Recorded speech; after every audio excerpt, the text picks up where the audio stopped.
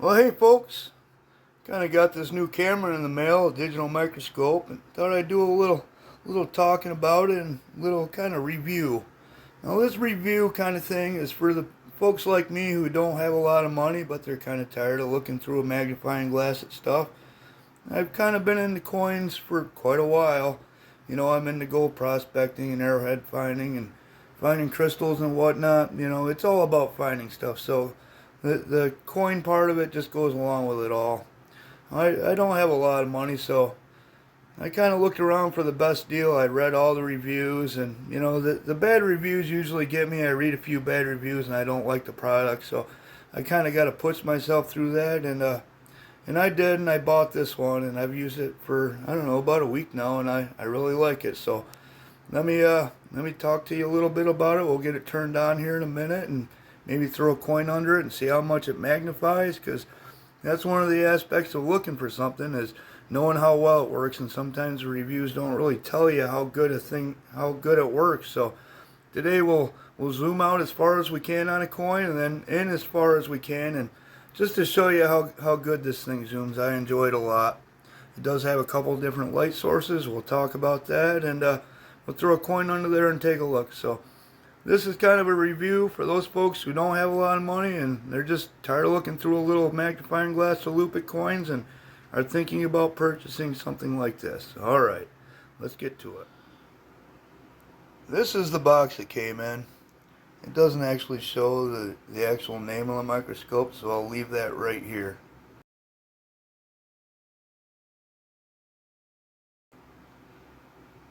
Now that is the actual microscope, the name of the microscope and everything that I purchased off Amazon.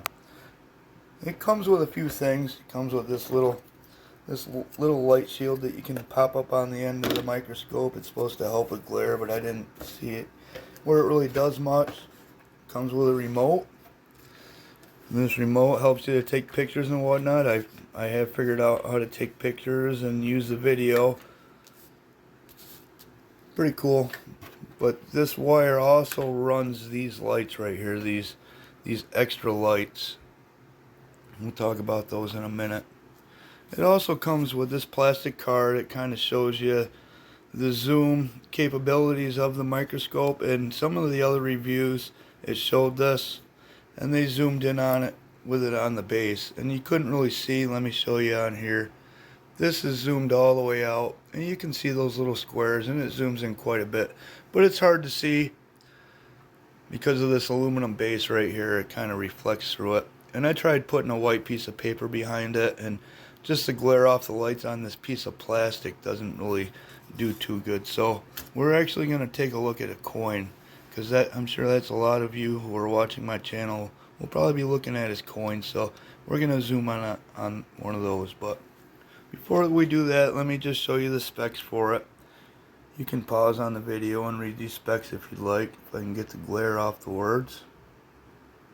There you go. I'm sure you can see that if you pause it. Okay, let's get a coin underneath this thing. Now, as some of you know, filming a screen, it doesn't do the picture much justice, but we'll get focused in as good as we can. And I haven't taken the screen protector off there, and I'm not gonna. I like to leave them on as long as I can. You probably understand why. So let me get you set up on a tripod, and we'll take a look at a couple coins. I'll show you the zooming capabilities of this, and yeah, let's do that. Alright, we got you on a tripod, got the microscope on. One thing I'd like to say is, right now we're zoomed all the way out. And some of these microscopes come with a longer shaft in the back. It makes the microscope stand higher off the base down here, and it allows you to view the whole coin. Now with this one, you can see that you definitely cannot see the whole coin, unless maybe it was like a 3-cent piece you might be able to. But I wasn't too worried about that, because I figured if I got to look at the whole coin, like parts of it at a time, that's going to help me focus more on those individual areas, and it might help me pick out, you know, errors and whatnot. So I didn't mind in purchasing one that didn't have that longer shaft, and we're doing just fine without it. So as you can see here, we got a 1994 Philadelphia quarter. It's in good shape, not too bad anyway. You can still see all the hairlines, And coins are usually graded by the highest relief of the coin, how much wear is on that. And that's the hair on this coin. You can see it's not too bad. Let me roll the coin over here for you. And the condition part is what made me look at this coin a little closer and notice a double die. Now, knowing that the front isn't in bad condition, I came over to the back. You can see the breast of the feathers on the eagle. That's the highest point on the reverse of this coin. You can still see the feathers on the breast very, very clearly. This coin isn't in too bad a shape. But then you look at the edge of the wing there. See how it's kind of got some distortion to it, and some almost looks like wear, and the letters do too. So when the highest point of the coin is the breast, and that's in good shape, and everything around it like that is wore, that kind of clues me in that there might be something going on with this coin. So I looked a little more, and I'm not sure if you can see it. I can see it on the screen, but the end of the arrows there, and the bottom of that leaf, and the end of that stem right there, see how it's doubled? So I was like, aha. Now this video isn't necessarily about coins and double dies, but let me show you the magnification of this microscope. It is pretty amazing. I mean, this is zoomed all the way out, and you can already see the doubling. Let me move the coin around to show you how much that's zoomed. You can see the distortion on the end of the wing there. You can see that doubling right there, even with it zoomed all the way out. Now let me bring you in close. I'll do it a little at a time. We'll go about a quarter of the way. That's about a quarter of the way. Let me get some fine tuning, and that's done with this. There's a little knob right in here. Turn it one way or the other. That's about a quarter of the way. You can definitely see the detail in this coin. You can see the doubling now. I'm not even going to point to it. It's off the end of the arrows and off that leaf. So let's zoom in some more. Let me show you how far this thing can zoom in. I'll take you down about 2/3 of the way. That's about 2/3 of the way, I'd say. And you can see there's still plenty of light. You can see that doubling now, huh? Let me move it up to the center of the picture. Oh, while we're on, let me talk about these lights. Now this microscope came with these extra lights. And you know what? You don't even need them. The lights in here provide plenty of light. The only thing I've noticed, if you have something that has a glare in here, sometimes the camera will pick up that glare. And these lights, I don't know, they might help with it. I'm not sure. Now there is an adjustment on the side of the screen here. I can dim that light if there's too much glare, and maybe use the other ones. But what I found is I don't even use these. So that's a little hint. Like if you're looking to buy one of these and you're just looking at coins, you can save a few bucks and don't get one with these extra lights. If I could do it all over again, I'd save a few bucks and get one without those lights. But anyway, you can see really good with these lights. You can see the doubling on there. We're about 2/3 of the way. Let me show you how far this thing will zoom in. I'll go all the way down so the plastic part of the lens is touching the coin right there. Up a little bit. Now let me zoom in. Oops, wrong way.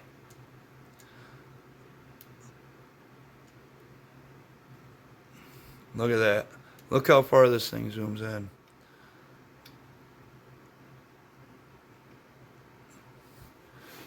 Focus a little more maybe. Look at that. You can see the doubling. That almost looks like triple doubling when you look at it close. Look at that. That's the end of the arrows right there in that leaf. Now let's zoom all the way back out to... You can see how close that zooms in. I mean, it's amazing. If some people are looking to buy one of these and they're not really sure how far it zooms in, and you watch the reviews, watch the videos on the reviews, and you're not really still sure, let me tell you, this thing will zoom in like incredibly. You'll be very surprised. I am. Now let's take it all the way back out. You saw that doubling there. We'll take it all the way back out. Zoom it back out. Can you see it now? Now that you look really close, you see what I'm talking about? I believe that is a double die quarter. And I looked online and researched the 94p, and it is known to be a double die coin now, so pretty cool. Anyway, that's how much that thing will zoom out. Let's take it all the way out. There we go, we're all the way out now, and that's still pretty good magnification. You can see doubling on coins without zooming it all in, especially, you know, the larger words and larger prints of quarters. Now I do have a nickel here, also found doubling on. Let me just show you the magnification of this. It is a rather worn coin. You can see all the pillars and the building wore right off. Now the doubling that I noticed was up here in the E pluribus unum. You can't really see it too good on this screen that you're looking through, but I can see it. I can start seeing it on there, and I noticed something, so then I zoomed in more. Let me get you a little closer. I wish this screen that you're viewing through did this more justice, because I can see it with my holes on that screen, but you can't quite see it yet through my camera. So let me get a little closer so you can see it. You can see it now, right? See the doubling? Off the right side of the U, on the S, on the B, like the second stamp was to the left of the first stamping, or whatever you call it. But just to show you how much this can zoom in again. Like I said, this video isn't necessarily about coins, but just to show you the zooming. If you'd like me to show you more coins that I found, just tell me in the comments. I'll throw up occasionally when I find a double die coin. You can see it there now. Let me zoom in some more, just for the heck of it.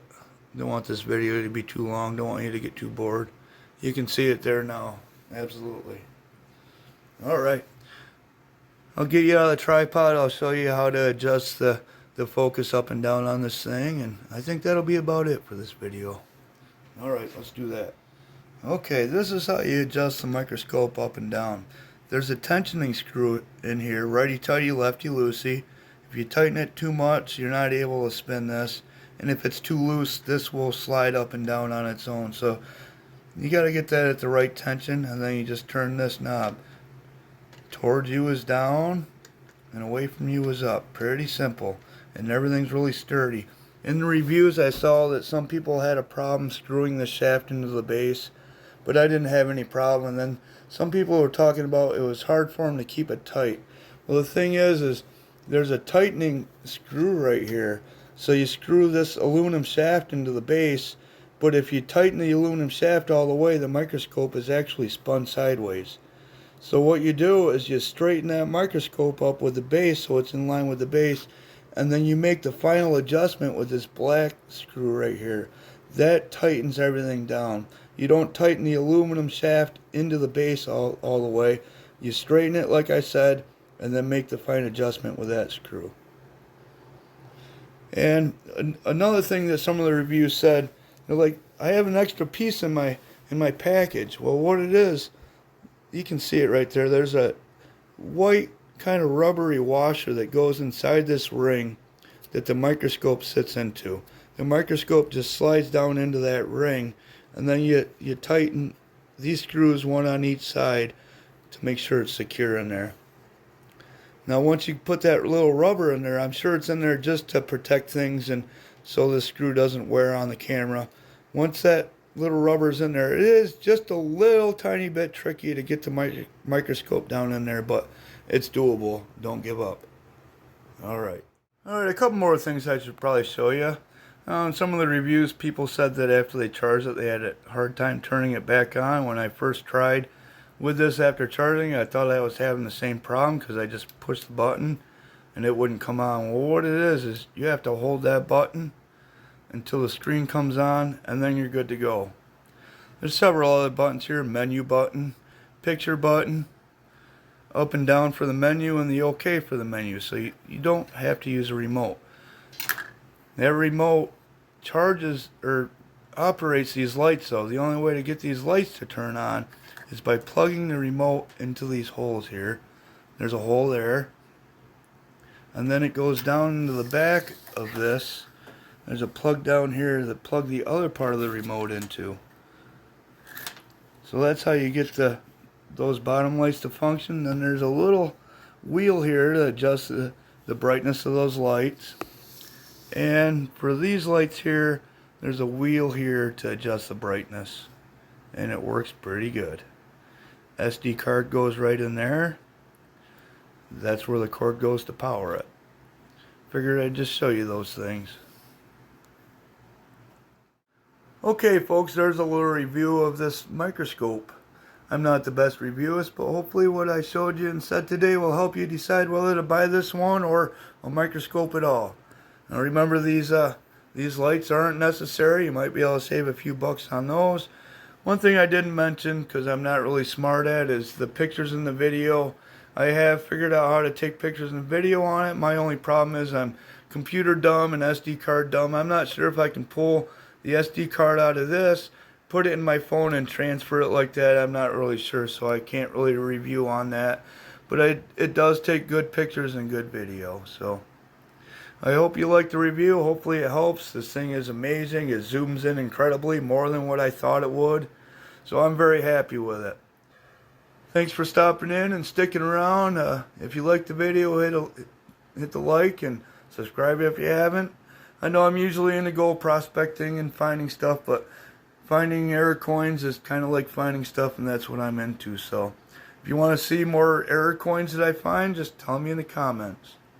I'll see you on the next video. Not sure what we'll do, but we'll do something. Probably be out prospecting again. So until next time, and as always, have fun.